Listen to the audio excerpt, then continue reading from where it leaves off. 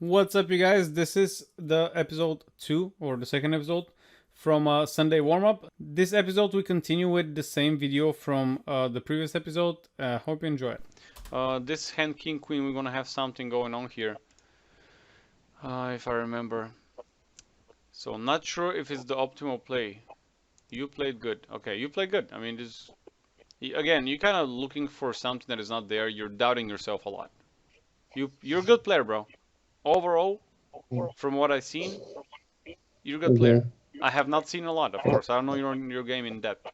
Also, when you record a video, you're gonna not do the dumb shit that you do when you don't record a video. You know what I mean? That's true. Yeah. So discuss it. Okay. Listen to what you're saying here. Okay, this is another league that is not connected to how you play poker.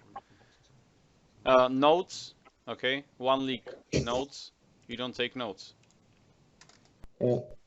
Yeah, he calls him here. He doesn't seem like a big player. He plays like EP50, prefer range of 25. So hear what you say. I don't know if you can hear. You're saying that has VPIP 50. Okay? Yeah.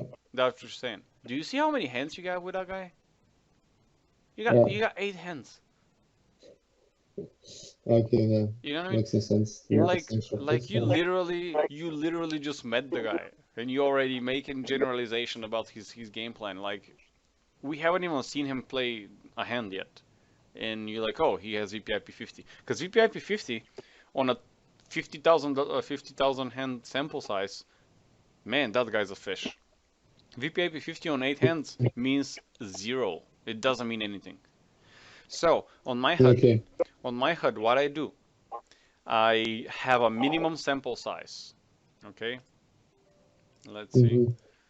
Minimum sample size means that the statistics will not be shown until I have 100 hands with the guy. My VPIP will not show until I have 50 or I don't remember 30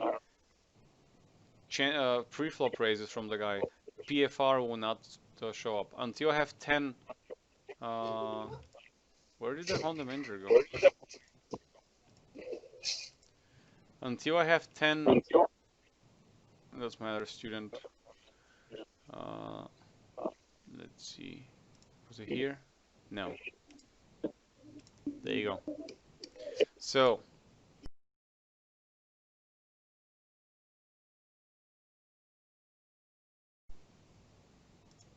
I don't remember where that was. Oh, there you go. So VPIP, do you see it? Total VPIP, right? Minimum sample size, 100 hands. Total PFR, minimum sample size, 50. 3-bet, 10. Fold to 3-bet, minimum 10. Total 3-bet versus hero is 0. Total cold call raiser, that means every time he cold calls when somebody else raises, minimum sample size, I need 10. Total squeeze, I need 5, which is small. Fold to steal. See that a lot of them are see, that's a small blind steal, early position raise, middle position raise, cutoff, and button. They all have minimum 10 sample size. C-bet on the flop 10 sample size. C-bet on the turn 5 and C-bet on the river 2. So they all have sample size. And you have nothing. Basically, you trust the statistic right off the bat. I mean, at least take a look how many hands you got. You know what I mean? Because with mine, I know that if it shows a number, it already achieved the minimum threshold that I require it to be there. Which is a huge thing, because that's another time that you saying something about the statistics. See what I wrote. Discuss the type of player. You discuss the type of player on a small blind VPIP 50. You have 8 hands with him. Explain how to use them. That's for me to explain to you how to use sample size and only see sample over 100 hands. Change your HUD. You come in here on. You come on more filters. No, more filters. HUD settings. Stat appearance. And when you click on the stat, here you have min sample size. All right. Bet sizing. 95 cents, not over $1. So here maybe you bet over $1. Have strong stand and Yeah, 95 cents. Okay, it Mhm. achieves pretty much the same idea. Okay, here Yeah, it's like you give him he needs like 30% or yeah 30% odds. So when you bet 95, he's gonna need 29%. It's not a huge difference. hmm I mean, don't quote me on those percentages. I mean, I didn't calculate them just now, but you know the difference is minuscule, is what I'm trying to say. Yeah. Other table, King Jack. Oh, there you go. He didn't limp under the gun. He is the big blind. You misread the hand. So here you're saying, oh, this guy limped, and this guy Yeah. limped as well or something. He didn't limp. You kind of misread the hand. He's the big blind. Okay. Yeah, which is fine. I mean, you played good. I mean, you do the same thing anyways. He limps the button. You're gonna do the same thing. And yeah, here now also. It's a really dry board, that's why I'm betting like 1/3. Either call Mm. everything. I mean, I don't disagree with the 1/3 bet, but why give him like make it 87 cents? You know, bet a little bit more. I mean, say take the money. If he calls you with a weaker king, which is your target range, which we're gonna talk in a little bit, if I remember correctly, we're gonna have a target range. Here you're targeting a king, a 9, and good shots. You know what I mean? That's what your target is, right? hmm So if he has those hands, he'll call you. If he doesn't, He will he won't call call it. you. Like the sizing here doesn't matter that much. If he's a Yeah, if there's a flush draw, yes, then you need to charge more because you target the flush draws, but you want to get the payment. If he has king 10, he'll call 70 cents. He'll call also $1.25. So make it around half pot, but under $1. So 95 cents here is better than 71. Mm. That's why I'm betting like 1/3. Either call Yeah, makes sense. Yeah. Yeah. or He didn't limp. Okay. Ace deuce. We have a hand here on 6 minutes still get some money in. And if in we get 35. often 3 bets, like 5, probably. Okay, here it was some weird issue with you. You're wondering about the open sizing. Explain how to construct open sizing. Ah, Okay, yeah, go ahead. I remember the open sizing. I never know if I should open 3 big blinds or 2.5 big blinds Okay, because like why don't you open 7 big blinds? 7 big blinds. Yeah, why are That you would be a laughing? little bit too Why much. are you laughing? I'm asking you. Why don't you open 7 or 17? Actually, if you play live, a lot of people do that. Open 7 big blinds. You what? If you're in the casino, a lot of people open I 7 or I 10 big know, blinds. I know. I'm just asking you because you're saying I wonder should I open 2.5 or 3, which to me it means you have a very deep understanding why do we even open 3 big blinds, and I'm asking you Actually, why don't you open 7 to see if you actually, know the answer. I really don't know. Like, Okay, it's like it's just opening 3 big blinds because like okay. Poker theory I heard somewhere. Yeah. If there's a thing into the Murphy book of laws, it says if you don't know where you're going, you're gonna end up someplace else. So Yeah. you don't know why you open what you open, but you're asking should you change your opening size. You know what I mean? So let me explain to you how we construct our opening range, our opening sizing. Mm-hmm. You know how to bet on certain boards, and the idea is pretty much the same.